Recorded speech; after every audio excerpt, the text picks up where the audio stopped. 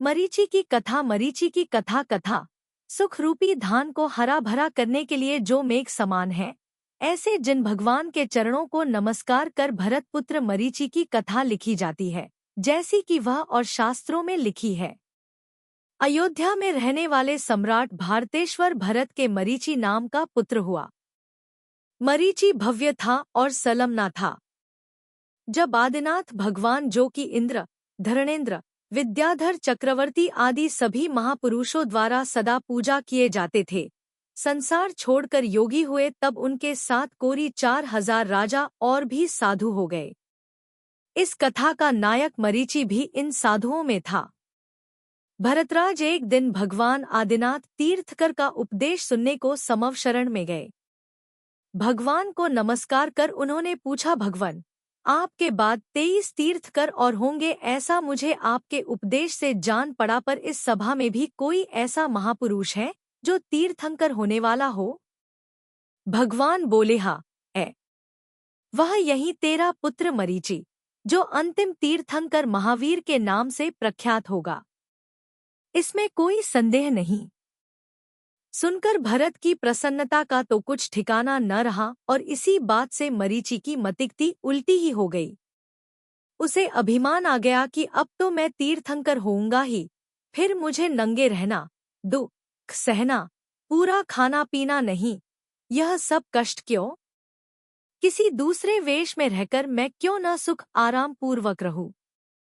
बस फिर क्या था, जैसे ही विचारों का हृदय में उदय हुआ, उसी समय वह सब व्रत, संयम, आचार विचार, सम्यक्त्व आदि को छोड़ छाड़ कर तापसी बन गया और सांख्य, परिव्राजक आदि कई मतों को अपनी कल्पना से चलाकर संसार के घोर दो खोण का भोगने वाला हुआ। इसके बाद वह अनेक कुक्तियों में घूमा किया।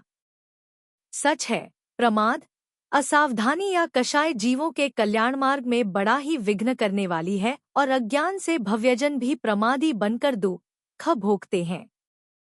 इसलिए ज्ञानियों को धर्म कार्यों में तो कभी भूलकर भी प्रमाद करना ठीक नहीं है।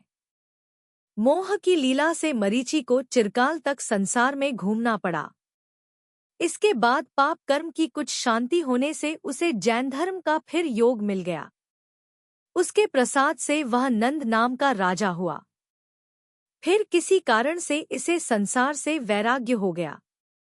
मुनि होकर इसने 16 कारण भावना द्वारा तीर्थंकर नाम प्रकृति का बंध किया। यहाँ से यह स्वर्ग गया। स्वर्गायु पूरी होने पर इसने कुंडलपुर में सिद्धार्थ राजा की प्रियकारिणी प्रिया के यहाँ जन्म लिया। ये ही संसार पूज्य महावीर भगवान के नाम से प्रख्यात हुए। इन्होंने कुमारपन में ही दीक्षा लेकर तपस्या द्वारा घातिया कर्मों का नाश कर केवल ज्ञान प्राप्त किया। देव, विद्याधर चक्रवर्तियों द्वारा ये पूज्य हुए। अनेक जीवों को इन्होंने कल्याण के मार्ग पर लगाया। अपने समय में धर्म के नाम पर होने वाली बेशुमार पशु हिंसा का इन्होंने घोर विरोध कर उसे जड़मूल से उखाड़ फेंक दिया। इनके समय में अहिंसा धर्म की पुनः स्थापना हुई। अंत में ये अघातिया कर्मों का भी नाश कर परमधाम मोक्ष चले गए। इसलिए हे आत्म सुख के चाहने वालों, तुम्हें सच्चे मोक्ष सुख की यदि चाह है तो तुम सदा हृदय में जिन भगवान के पवित्र उपदेश को स्थान दो, यही तुम्हारा कल्याण करेगा। विषयों की ओर ले जाने वाले उपदेश कल्याण मार्ग की ओर नहीं झुका सकते। वे वर्धमान महावीर भगवान संसार में सदा जय लाभ करें।